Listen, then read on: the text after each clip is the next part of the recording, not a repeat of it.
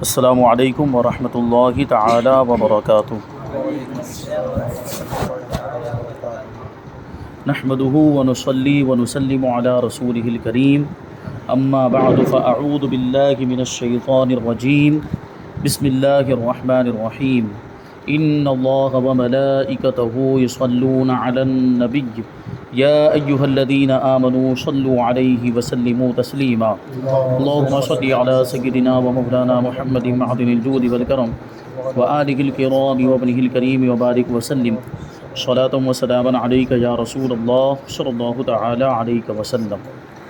اس سے پہلے حیات الانبیاء کا بیان ہوا کہ نبی پاک صلی اللہ علیہ وسلم اور دیگر انبیاء کرام بھی اپنی اپنی قبروں میں زندہ ہیں، یہ ہمارا اہل سنت و جماعت کا عقیدہ۔ اب آگے ایک اور چیز بتا رہے ہیں کہ محبوبان خدا کا وسیلہ، کہ اللہ کے جو محبوب بندے ہوتے ہیں، اللہ کے مقبول بندے، نیک بندے، ان کو وسیلہ بنانا اللہ کی بارگاہ میں۔ وسیلے کا مطلب ہوتا ہے ذریعہ، ہماری اوقات نہیں، ہماری وہ حیثیت نہیں، ہم بہت بڑے گنہگار ہیں، سر سے لے کر پاؤں تک ہم گناہوں میں ڈوبے ہوئے ہیں، تو ہم اپنے اندر یہ جرأت نہیں رکھتے، یا یوں کہہ لیجئے کہ ہماری وہ اوقات نہیں ہے کہ ہم ڈائریکٹ اللہ سے کوئی بھی چیز مانگے تو ہم کو مل جائے، کیونکہ ہم اس لائق ہی نہیں ہیں کہ ہم کو دے دیا جائے، جو بھی ہم مانگے وہ ہم کو مل جائے۔ اس لیے ہم محبوب بندوں کو وسیلہ بناتے، اللہ کے جو نیک بندے ہوتے ہیں ان کو اللہ کی بارگاہ میں وسیلے کے طور پہ پیش کرتے کہ ان کے صدقے میں ہمیں دے دے۔ کہ جو محبوبان خدا ہوتے ہیں ان کی پوری زندگی اللہ تبارک و تعالیٰ کی فرما برداری میں گزری ہوتی ہے، وہ اللہ کے نیک بندے، اللہ کے چنے ہوئے بندے ہوتے ہیں اور اللہ کے پسندیدہ بندے ہوتے ہیں، اور وہ جب دعا کرتے ہیں تو اللہ تبارک و تعالیٰ ان کی دعا کو ضرور قبول فرماتا ہے۔ تو ان کے وسیلے سے بھی اسی وجہ سے دعا کی جائے کہ وہ تو اللہ کے مقبول بندے ہیں، وہ جب دعا کرتے ہیں تو قبول، تو ان کا وسیلہ بھی جب ہم لیں گے اور ان کے وسیلے سے جب ہم دعا کریں گے یا کوئی چیز مانگیں گے تو ہمیں اللہ تبارک و تعالیٰ عطا فرمائے گا۔ تو یہ ایک وسیلے کا مطلب ہوتا ہے۔ تو سوال یہ ہے کہ کیا اللہ تعالیٰ کی بارگاہ میں انبیاء کرام علیہم الصلوۃ والسلام اور اولیاء کرام علیہم الرحمۃ والرضوان کا وسیلہ پیش کرنا قرآن و حدیث سے ثابت ہے؟ یہ جو وسیلہ، جو ہمارا عقیدہ ہے کہ ہم اولیاء کرام کو وسیلہ بناتے ہیں، انبیاء کرام کو وسیلہ بناتے ہیں، اور یہ چیز دیکھیں دنیا داری کے اعتبار سے بھی کہ دنیا کے معاملات میں بھی یہ چیزیں ہوتی ہیں کہ ہمیں کہیں پہنچنے کے لیے کسی نہ کسی چیز کو وسیلہ بنانا پڑتا ہے۔ جیسے ہم کو اوپر کے منزلے میں جانا ہے تو ہم سیڑھی کو وسیلہ بناتے، سیڑھی ہے یا لفٹ ہے، اس کے بغیر ہم اوپر نہیں پہنچ پاتے۔ اسی طرح دنیاوی معاملات کے اندر بھی کہ اگر ہمیں جیسے یہاں سے کہیں اور جانا ہے سفر کرنے کے لیے تو ہم سواری کو وسیلہ بناتے ہیں، سواری ذریعہ ہو جاتی ہے ہمارے لیے۔ وہ سواری اگر ہم نہ لیں تو پیدل جائیں گے، اگر بغیر سواری تو اس کو یہ نہیں کہا جائے گا کہ بغیر وسیلے کے گئے، پیروں کو وسیلہ ہم نے بنایا، پھر ایسی صورت میں ہمارے پاؤں وسیلہ ہو جائیں گے۔ پھر ایسے ہی پوسٹ حاصل کرنے کے لیے، عہدہ حاصل کرنے کے لیے ہم سورس لگاتے ہیں، لاگوک لگاتے گجراتی میں جس کو کہتے ہیں، تو سورس لگاتے ہیں، یعنی وسیلہ لے کر جاتے ہیں۔ یعنی دنیا کے اندر یہ ہوتا ہے کہ کسی بڑے کے پاس ہم کو جانا ہوتا ہے تو سورس لگاتے ہیں، ان کی پہچان ہوتی ہے تو کسی ایسے شخص کو لے کر جاتے ہیں کہ جس کی اچھی بنتی ہوتی ہے اس کے ساتھ، جس کے یہاں ہم کو نوکری چاہیے یا پوسٹ چاہیے، کوئی عہدہ چاہیے، تو اس کو جب دیکھتا ہے وہ آدمی کہ یہ اس کا وسیلہ لے کر آیا، اس کا سورس لے کر آیا، تو اس کی بات رکھتے ہوئے پھر اس کو نوکری دے دی جاتی۔ یہ ہوتا ہے۔ تو دنیاوی معاملات کے اندر جب یہ ہوتا ہے تو اللہ تبارک و تعالیٰ کی بارگاہ میں اگر ہم اس کے محبوبان بارگاہ کو، جو اس کے محبوب نیک بندے ہیں، ان کو وسیلہ بنائیں گے تو پھر ہماری حاجت پوری کیوں نہیں ہوگی؟ تو یہ کامن سینس ہے، حصے مشترک اس کو کہہ لیجئے، کہ لوگ عام طور پر اس کو سمجھ سکتے ہیں کہ دنیا کے معاملات کے اندر جب یہ چیزیں ہیں تو پھر اخروی معاملات کے اندر یہ کیوں نہیں ہو، اور اللہ تبارک و تعالیٰ نے خود اس کا حکم دیا، بھی آگے یہ آیتوں کے اندر آئے گا۔ تو وسیلہ یہ ہمارا بنیادی عقیدہ، انبیاء کرام کو اور اولیاء کرام کو، بزرگان دین کو وسیلہ بنانا، یہ اہل سنت و جماعت کا عقیدہ ہے، اور ہم اس پر عمل بھی کرتے ہیں۔ اور اشعار بھی بہت سارے ایسے ہیں، جیسے کہ حضور مفتی اعظم ہند کا شعر ہے کہ وصل مولا چاہتے ہو تو وسیلہ ڈھونڈ لو۔ وصل مولا یعنی اللہ سے ملنا چاہتے ہو، وصل مانے ملنا، وصل مولا چاہتے ہو تو وسیلہ ڈھونڈ لو، بے وسیلہ نجدیو ہرگز خدا ملتا نہیں، بے وسیلہ نجدیو ہرگز خدا ملتا نہیں۔ یعنی اللہ تبارک و تعالیٰ کی خود مرضی اور رضا، اس کی خوشنودی بھی اسی میں ہے کہ وسیلہ بنایا جائے۔ ڈائریکٹ لوگ پہنچنے کی کوشش کریں تو ان کے معاملات، اگر وہ نیک بندے، واقعی اگر وہ اللہ کے نیک بندے، وہ ڈائریکٹ خدا سے مانگے تو مل سکتا ہے، لیکن نیک بندے نہیں ہیں، عوام میں سے ہیں یا گنہگار بندے ہیں، تو ضروری نہیں ہے کہ وہ جو مانگے ان کو مل جائے۔ تو حاجت روائی یہ وسیلے سے ہوتی ہے۔ یہ بھی ہے ایک شعر جو اس کے اندر ہے، جو ابھی میں نے یہ شعر پڑھا، اس کے اندر ایک شعر اور بھی ہے کہ دودھ بھی بیٹے کو ماں کو بے صدا ملتا نہیں۔ یہ اس کا پہلا مصرع مجھے یاد نہیں آ رہا ہے۔ دودھ بھی بیٹے کو ماں سے بے صدا ملتا نہیں، یہ دوسرا مصرع ہے۔ یعنی وہ اس کی جو صدا آواز ہوتی، پکار ہوتی ہے، وہ وسیلہ بنتی ہے۔ ماں پھر متوجہ ہوتی ہے کہ بیٹے کو بھوک لگی ہوئی ہے، تو پھر وہ دودھ پلاتی ہے، وہاں بھی وسیلہ ہے۔ دیکھیے ہر جگہ وسیلہ موجود ہے، اور یہ وسیلے کا انکار کر دیتے ہیں۔ تو اگر وسیلے کا انکار کریں تو ان ساری چیزوں کو ان کو چھوڑ دینا چاہیے۔ جو وسائل دنیا کے اندر جو وسائل ہیں ان کو چھوڑ دینا چاہیے، ان کی مدد لینا ان کو ترک کر دینا چاہیے اگر یہ وسیلہ نہیں مانتے ہیں۔ تو کیا یہ قرآن و حدیث سے ثابت ہے؟ تو فرماتے ہیں جی ہاں، وسیلے کا ثبوت قرآن و حدیث میں موجود ہے۔ اس پر کچھ دلائل یہاں سے بیان کرتے ہیں۔ اللہ تعالیٰ قرآن مجید کے اندر ارشاد فرماتا ہے یا ایھا الذین آمنوا اتقوا اللہ وابتغوا الیہ الوسیلہ، اے ایمان والو اللہ سے ڈرو اور اس کی طرف وسیلہ ڈھونڈو۔ اللہ تبارک و تعالیٰ نے خود حکم دے دی کہ وسیلہ ڈھونڈو۔ اب یہ کہ تعویل کرتے ہیں لوگ، یہاں مراد کیا ہے؟ اور بزرگوں کو، اولیاء کرام کو، انبیاء کرام کو وسیلہ بنانا مراد نہیں ہے، بلکہ اعمال کو وسیلہ بنانا مراد ہے۔ اور یہ آیا بھی ہے تفاسیر کے اندر کہ اپنے اعمال کو وسیلہ بناؤ، یعنی خوب عبادت کرو، خوب نماز پڑھو، پھر دعا کرو تو دعا قبول ہوگی۔ ٹھیک ہے، تو اب یہاں پر اس کا جواب دے رہے ہیں کہ ہاں یہ تفاسیر کے اندر آیا ہے کہ اپنے اعمال کو، نیک اعمال کو وسیلہ بنائے تو دعا قبول ہو سکتی ہے، لیکن وہ جو نیک عمل ہم نے کیا وہ قبول ہے کہ نہیں، یہ بھی تو سوال ہے۔ ہم نے نماز پڑھی، ہم نے روزہ رکھا، لیکن وہ نماز ہماری قبول ہوئی کہ نہیں یہ ہم کو معلوم؟ ہم نے روزہ رکھا تو ہمارا روزہ قبول ہوا کہ نہیں ہوا یہ ہم کو معلوم ہے؟ نہیں معلوم۔ اس کا تعلق آخرت سے، آخرت میں جب جائیں گے تب ہمیں پتہ چلے گا کہ ہماری نماز قبول ہوئی ہے کہ قبول نہیں ہوئی ہے۔ تو وہ اعمال جن کے قبول ہونے نہ ہونے کا ہمیں یقین ہی نہیں ہے، تو ان کو وسیلہ بنانے کا حکم دیا جا رہا ہے۔ یعنی مان لیں اس تفسیر کو جس میں اعمال کو وسیلہ بنانے کے بارے میں اس کی تفسیر کی گئی اور بتایا گیا ہے۔ تو اعمال کے بارے میں وہ اعمال جن کے بارے میں ہمیں یقین نہیں ہے کہ وہ مقبول ہیں کہ مقبول نہیں ہیں، ان کو وسیلہ بنانا جب جائز ہو رہا ہے، تو اللہ کے نیک بندے اور اللہ کے ولی اور انبیاء کرام جن کے بارے میں یقینی طور پر کہا جا سکتا ہے کہ وہ اللہ کے محبوب بندے ہیں، وہ اللہ کے مقبول بندے، ہمارے عمل مقبول ہیں کہ نہیں یہ نہیں معلوم، لیکن ان کا مقبول ہونا یقینی ہے، تو پھر ان کو کیوں وسیلہ نہیں بنا سکتے؟ جب وہ اعمال جن کے مقبول ہونے کا یقین نہیں ان کو وسیلہ بنا سکتے ہیں، تو انبیاء کرام اور اولیاء کرام جن کے مقبول ہونے کا یقین ہے ہمیں، تو ان کو تو بدرجہ اولا وسیلہ بنا سکتے ہیں۔ یہ جواب ہوا۔ تو فرماتے ہیں کہ اعمال کا مقبول ہونا یقینی نہیں، جب ان کو وسیلہ بنا سکتے ہیں تو وہ ہستیاں جو اللہ تبارک و تعالیٰ کی بارگاہ میں یقیناً مقبول ہیں، ان کا وسیلہ بدرجہ اولا جائز ہے۔ تفسیر روح البیان میں اس آیت کی تفسیر میں ہے وَاعْلَمْ أَنَّ الْآيَةَ الْكَرِيمَةَ صَرَّحَتْ بِالْأَمْرِ بِابْتِغَاءِ الْوَسِيلَةِ وَلَا بُدَّ مِنْهَا الْبَتَّةَ فَإِنَّ الْوُصُولَ إِلَى اللَّهِ تَعَالَى لَا يَحْصُلُ إِلَّا بِالْوَسِيلَةِ وَهِيَ عُلَمَاءُ الْحَقِيقَةِ وَمَشَايِخُ الطَّرِيقَةِ۔ جان لو کو اس آیت میں وسیلہ ڈھونڈنے کی صراحت ہے،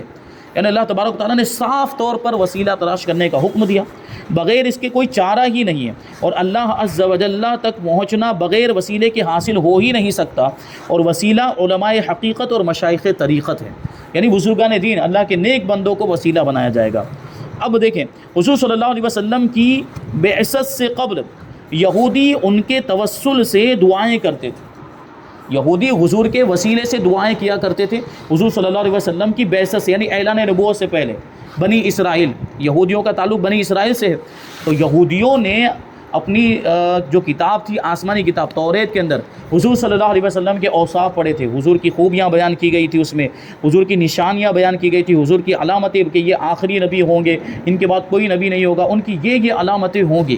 تو وہ مانتے تھے، توریت میں جب پڑھتے تھے تو مانتے تھے کہ ہاں ایک ایسا نبی آنے والا ہے جو آخری نبی ہوگا، جس کے بعد کوئی نبی نہیں ہوگا، ان کی ساری نشانیاں بھی وہ جانتے تھے۔ حضور صلی اللہ علیہ وسلم کی نشانیاں انہوں نے آسمانی کتابوں کے اندر پڑھی تھیں، اور یہ بھی ان کو معلوم تھا کہ وہ آخری نبی ہوں گے اور ان کا مرتبہ سب سے بلند و بالا ہوگا، اور اللہ کی بارگاہ میں وہ بہت ہی مقبول ہوں گے۔ اسی وجہ سے ان کا یہ یقین بھی تھا کہ ان کے وسیلے سے اگر دعا کی جائے تو دعا قبول ہوگی۔ تو یہودی اور بنی اسرائیل حضور کے دنیا میں تشریف لانے سے پہلے، اعلان نبوت کرنے سے پہلے حضور کے وسیلے سے دعائیں کیا کرتے تھے، اور ان کی دعائیں قبول بھی ہوتی تھیں۔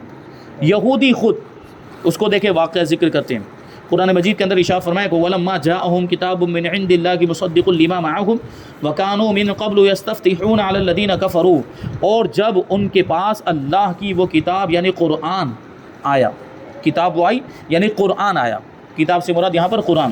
یعنی یہودیوں کے پاس، جو ان کے ساتھ والی کتاب توریت کی تصدیق فرماتی ہے، کیونکہ قرآن مجید کا معاملہ یہ ہے کہ جتنی بھی آسمانی کتابیں ہیں قرآن سب کی تصدیق کرتا ہے، سب کو سچا قرار دیتا ہے کہ وہ ساری کتابیں سچی ہیں، حق ہیں، اللہ کا کلام ہے، اللہ کی طرف سے۔ یہ الگ بات ہے کہ توریت، انجیل، زبور جو بھی آسمانی کتابیں ہیں لوگوں نے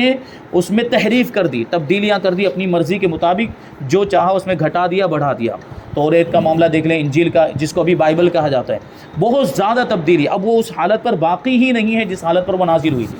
توریت، انجیل وغیرہ انہوں نے اپنی جو احکام ان کو آسان لگے وہ لے لیے، اور جو مشکل لگے، اپنی مرضی کے خلاف لگے، اپنی خواہش کے خلاف لگے، اس کو انہوں نے بدل دیا اور اپنی مرضی کے مطابق آسان کر لیا۔ جو وہ چاہتے تھے کہ یہ ہونا چاہیے تو وہ اس میں لکھ دیا انہوں نے کتابوں کے اندر، یہ تبدیلیاں انہوں نے کی۔ لیکن قرآن مجید کی شان یہ ہے کہ اللہ تبارک و تعالیٰ نے اس کی حفاظت کی ذمہ داری خود اپنے ذمہ کرم پر لی۔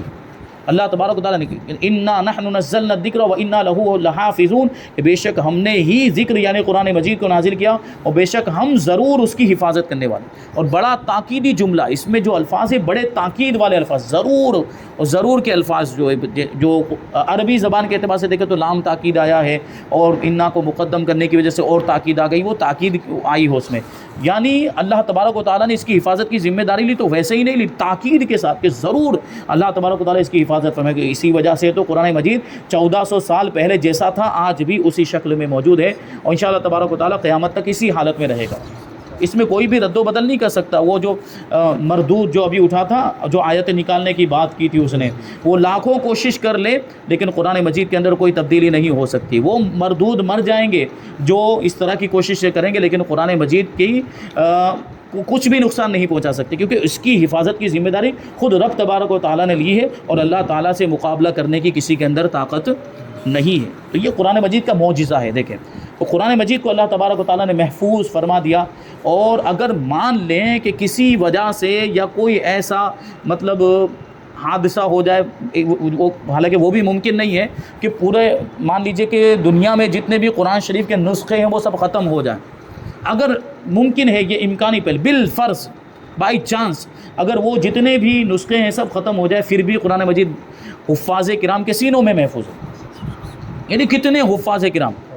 اگلی کتابوں کے اتنے حافظ نہیں ہوتے تھے جتنے حافظ قرآن مجید کے، اور یہ بھی قرآن کا ایک معجزہ ہے۔ دوسری کتابیں دیکھیں، اسکول وغیرہ کی کتابیں یاد کرنے میں کتنی مشکلوں کا سامنا کرتے ہیں، اور یاد کر بھی لیتے ہیں تو یاد رہتی نہیں بعد میں، لیکن قرآن مجید چھوٹا بچہ یاد کر لیتے، چھوٹے بچے جو ہوتے ہیں وہ قرآن مجید کو یاد کر لیتے ہیں، 11 سال کے 12 سال کے بچے 15 سال کے بچے قرآن مجید کو حفظ کر لیتے ہیں، ان کے سینوں میں قرآن مجید محفوظ ہو جاتا ہے، پھر پوری زندگی ان کو یاد بھی رہتا ہے۔ تو اگر بالفرض کتابیں ختم بھی ہو جائے، مصحف نسخے ختم بھی ہو جائے، تو قرآن مجید حفاظ کرام کے سینوں میں محفوظ رہے گا۔ تو یہ بھی قرآن کا معجزہ ہے۔ تو یہ بھی، اور یہ حفظ کی جو سعادت ملتی ہے یہ حضور صلی اللہ علیہ وسلم کے صدقے میں ملتی، ورنہ دیکھیں قرآن مجید کے اندر اشارہ فرمایا گیا کہ لو انزلنا هذا القرآن على جبل لرأيته خاشعا متصدعا من خشیۃ اللہ، کہ اگر ہم اس قرآن کو کسی پہاڑ پر اتارتے تو وہ پہاڑ خدا کے خوف کی وجہ سے ریزہ ہو جاتا، پارا ہو جاتا، ٹکڑے ہو جاتا۔ کلام اللہ تبارک و تعالیٰ کا کلام ہے، تو اللہ تبارک و تعالیٰ کے کلام کے جلال کی وجہ سے اس میں وہ جلال تھا کہ اس کا بوجھ ایک بڑا پہاڑ جو پتھر کا پہاڑ ہو اور مضبوط پہاڑ ہو وہ بھی ریزہ ہو جائے۔ اب یہی قرآن مجید ہمارے حضور کے سینے پر نازل ہوا، تو آپ سوچیں کہ حضور کا سینہ کتنا مضبوط ہوگا۔ تو اس کو سینے میں محفوظ کر لینا کوئی معمولی بات نہیں ہے، یہ حضور کے صدقے میں ہی ہوتا ہے، حضور کے وسیلے سے یہ حفاظ کرام کو جو ہے کہ توفیق ملتی ہے کہ وہ قرآن کو یاد کر لے۔ تو یہ دیکھیں کہ قرآن مجید کے بارے میں اشارہ فرمایا کہ ان کے پاس کتاب آئی یعنی قرآن آئی، تو قرآن ان کے پاس جو پہلے سے کتاب موجود تھی اس کی تصدیق کرنے والی کتاب ہے، یعنی توریت ہے، انجیل، وہ ساری کتابوں کی تصدیق کرتا ہے قرآن مجید۔ اور اس سے پہلے وہ اسی نبی کے وسیلے سے کافروں پر فتح مانگتے تھے۔ وہ جو بات بیان کی گئی تھی کہ یہودی جو ہے حضور کی بعثت سے پہلے حضور کا وسیلہ لے کر کافروں پر، جب کافروں کے مقابلے میں ان کی جنگ ہوتی تھی تو پھر حضور کا وسیلہ لے کے دعا مانگتے تھے اور ان کو فتح بھی ملتی تھی، ان کو کامیابی بھی مل جاتی تھی۔ امام جریر طبری رحمۃ اللہ تعالی علیہ اس آیت کی تفسیر میں فرماتے ہیں کہ حضرت ابن عباس رضی اللہ تعالیٰ عنہ سے روایت ہے، وہ فرماتے ہیں کہ یہودی رسول اللہ صلی اللہ علیہ وسلم کی بعثت سے پہلے آپ صلی اللہ علیہ وسلم کے وسیلے سے اوس اور خزرج قبیلوں پر فتح حاصل کرنے کے لیے دعائیں کرتے تھے۔ یہ مدینہ منورہ کے دو قبیلے تھے، اوس اور خزرج، یہ پہلے مشرک تھے۔ حضور صلی اللہ علیہ وسلم کے مدینے آنے سے پہلے یہ دونوں قبیلے مشرک تھے، اوس اور خزرج۔ اور یہودی جو مدینہ منورہ کے اطراف میں آباد تھے، ارد گرد میں آباد تھے، ان کے بھی دو قبیلے تھے، بنو نذیر اور بنو قریظہ۔ اوس اور خزرج اور یہ یہودیوں کے دو قبیلے، ان کی ہمیشہ اکثر و بیشتر لڑائیاں ہوتی رہتی تھی، جنگ ہوتی رہتی تھی۔ اور حضور کے تشریف لانے سے پہلے، اعلان نبوت فرمانے سے پہلے جب ان کی جنگیں ہوتی تھی تو حضور کا وسیلہ لے کے دعائیں کرتے تھے کہ وہ نبی جو آخری زمانے میں تشریف لانے والے ہیں، ان کے وسیلے سے پروردگار ہم کو فتح عطا فرما۔ تو یہ جنگیں ہوتی تھی۔ پھر حضور صلی اللہ علیہ وسلم تشریف لائے مدینہ منورہ کے اندر، تو یہ جو اوس اور خزرج جو قبیلے تھے یہ مسلمان ہو گئے، اور انہی کو انصار کہا گیا بعد میں، انصار مدینہ۔ انصار کا مطلب یہ ہوتا ہے مدد کرنے والے، کہ انہوں نے حضور صلی اللہ علیہ وسلم کی بھی مدد کی، اور جو مسلمان ہجرت کر کے آئے تھے ان کی بھی مدد کی۔ اور کیسی مدد کی؟ اپنے گھر ان کو سونپ دیے، اور اپنے مال کے دو حصے کر کے آدھا مال ان کو دے دیا، آدھا اپنے لیے رکھا، اور ساری چیزوں کا بٹوارہ کر کے حضور صلی اللہ علیہ وسلم نے جب وہ ہجرت کر کے تشریف لائے تھے تو ایک انصاری کو بلایا تھا، ایک مہاجر کو بلایا، ایک مہاجر صحابی کو اور ایک انصار صحابی کو بلایا، اور دونوں کے درمیان حضور صلی اللہ علیہ وسلم نے بھائی چارہ قائم کیا، یعنی دونوں کو بھائی بنا دیا۔ بیان کرنے والے بیان کرتے ہیں کہ جن دو لوگوں کو، ایک مہاجر اور ایک انصار کو حضور نے بھائی بنایا، ان کے درمیان ایسی محبت پیدا ہو گئی صرف حضور کے فرمانے سے، جیسی حقیقی بھائیوں کے درمیان بھی نہیں ہوتی، ایسی محبت پیدا۔ یہاں تک کہ بعض انصار صحابہ کرام نے تو یہاں تک کیا کہ ان کے پاس اگر دو بیویاں تھیں تو ایک بیوی کو طلاق دے کر مہاجر بھائی کے نکاح میں دے دی۔ یہ جذبہ ان کا تھا مدد کرنے کا۔ یہ وہ قبیلے ہیں جو مدینہ منورہ کے اندر رہتے تھے، اور یہ حضور کے تشریف لانے سے پہلے یہ مشرک تھے، یہ بھی بت پرستی کیا کرتے، شرک کیا کرتے تھے۔ تو دیکھیں جب ان کا مقابلہ یہودیوں کے ساتھ ہوتا تھا تو یہودی حضور کے وسیلے سے دعا کرتے تھے۔ تو یہ بات انہوں نے یاد رکھی تھی کہ انہوں نے اوس اور خزرج قبیلے نے، جو مدینے کے قبیلے تھے، تو جب حضور صلی اللہ علیہ وسلم عرب میں مبعوث ہوئے تو انہوں نے آپ کے ساتھ کفر کیا، یعنی یہودیوں نے حضور کا انکار کر دیا، حضور پر ایمان نہیں لائے، اور جو کہتے تھے اس کا انکار کر دیا۔ یعنی پہلے حضور کو سچا نبی مانتے تھے، حضور کے وسیلے سے دعا بھی کرتے، لیکن جب حضور آئے تو اب حضور کا انکار کر دیا۔ اس کی وجہ کیا بیان کرتے ہیں کہ ایسا کیوں کیا ان لوگوں نے؟ ایسا اس وجہ سے کیا کہ بنی اسرائیل یعنی جو یہودی جو تھے وہ حضور کو مانتے تو تھے کہ ایک آخری نبی آنے والے ہیں جن کا مرتبہ سب سے بلند و بالا ہوگا، جو نبیوں کے سردار ہوں گے، لیکن وہ یہ سمجھ رہے تھے کہ وہ بنی اسرائیل میں سے ہی ہوں گے،